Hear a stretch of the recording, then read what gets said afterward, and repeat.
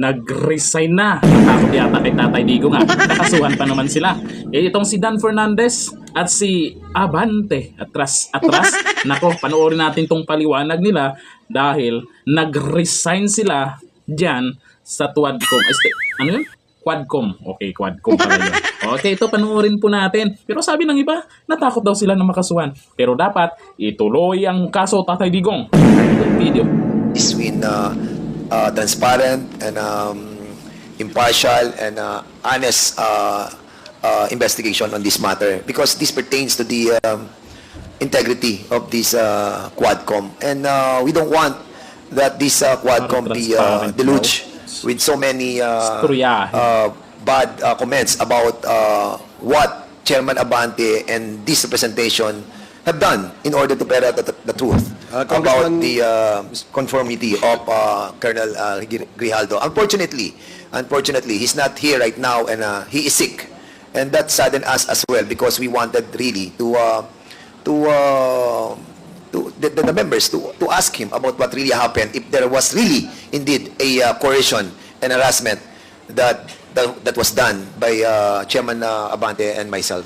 Thank you, Mr. Chairman, and with that, if we will be discussing our issue with Colonel Grijaldo already, this representation on I will be yielding my position as a chairman of this committee. Mr. Chair. Thank you, Congressman Fernandez. And also be subjected to the procedure of a resource person, if indeed we need to be subjected to the procedure being undertaken by this committee. Okay, that's noted, Congressman. Aminin nyo na lang, nasira yung plano nyo. Binuking kayo ng isang pulis na gusto nyong kontrolin.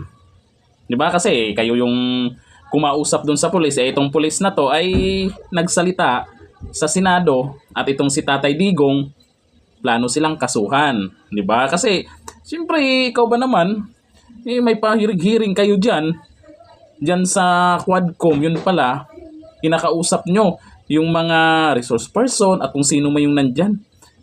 May plano, may gusto bang idiin?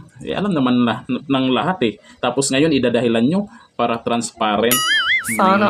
Dahil wala nang nagtitiwala dyan sa inyo. Nakikita nyo na kahit sa ang media na binabalita, may mga organic na nagko-comment na walang tiwala sa inyo. Yung ibang pumapabor sa inyo, halatang mga trolls lang. Nakalat yung profile at hindi natin alam saan galing lupalop po yung sumulpot yung mga nagko-comment na pumabor sa inyo. Alam naman ng karamihan na wala. Alam na kung ano yung gusto nyong mangyari dyan. Sasabihin, ilang question daw nila? 20,000 ba yun? Sino bang maniniwala sa ganun? Anong kaklaseng tanong yun? Kung mayroon man kayong mga ebidensya sa korte, bakit dyan? Gusto, kasi mag-e-eleksyon. Tingin ng iba ha. Mag-e-eleksyon. Then, siyempre, itong si dating Pangulong Duterte, maraming inindurso na mga senador, na mga congressman, na alam nating lahat, pag nanalo yung mga yon, mababawasan ang crooks dyan sa lugar ninyo. Ito, titingnan natin kung ano yung plan B nila, kasi mag-resign daw tong dalawa dyan sa Quadcom. Ayun, tama na ako sa na-pronounce ko kasi mali kayo kanina eh. Abangan natin yung susunod nilang pahiring-hiring dyan. Kung sisipot ba si dating Pangulong Duterte, nako, hindi na kailangan sasabihin takot. Mas mataas pa nga yung nasa Senado sa level, di ba? Kayo dyan, sino lang naman yung mga bumoto sa inyo, sa lugar nyo, di ba? Yung mga congressman dyan. Pero yung sa mga senador, ayun dapat yung titingnan at uunahin. Kasi mga senador yon, pang national ang mga bumoto doon. Kung ano yung mga tinanong nila, hindi nga kinaya ni Risa Hontiveros, di ba?